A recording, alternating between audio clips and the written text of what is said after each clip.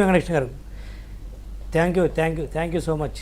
Yeah, so ఈ దీనికి సంబంధించి వర్రా రవీందర్ రెడ్డికి సంబంధించి తెలుగుదేశం వాళ్ళే పోస్టులు పెట్టి వాళ్ళ మీద వాళ్ళే, అతని పేరు మీద వాళ్ళే తిట్టుకుని ఇప్పుడు కేసులు పెట్టి వేధిస్తున్నారు అనేది సాక్షి అఫీషియల్ ట్విట్టర్ హ్యాండిల్లో పెట్టిన పోస్టు.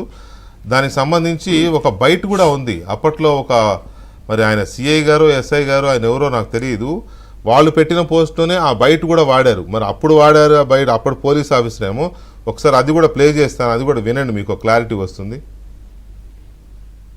ఈ వర్రా రవీంద్రారెడ్డి యొక్క ఫేక్ ఐడి, ఆయన ఐడి తోటి ఒక ఫేక్ ఐడి తయారు చేసి వైఎస్ షర్మిల గారి అట్లాగే వైఎస్ సునీత గారి మీద అబ్యూజ్ చేస్తూ సోషల్ మీడియాలో పోస్టులు పెట్టడం జరిగింది. సో అది చూసినటువంటి రవీంద్రారెడ్డి లోకల్ పోలీస్ స్టేషన్లో ఫిర్యాదు చేయడం జరిగింది.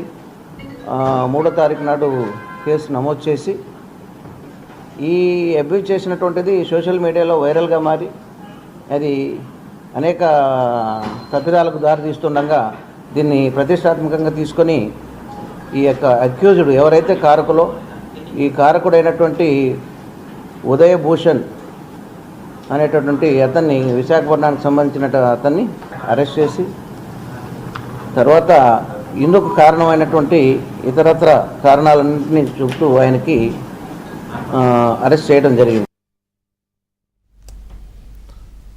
సో అది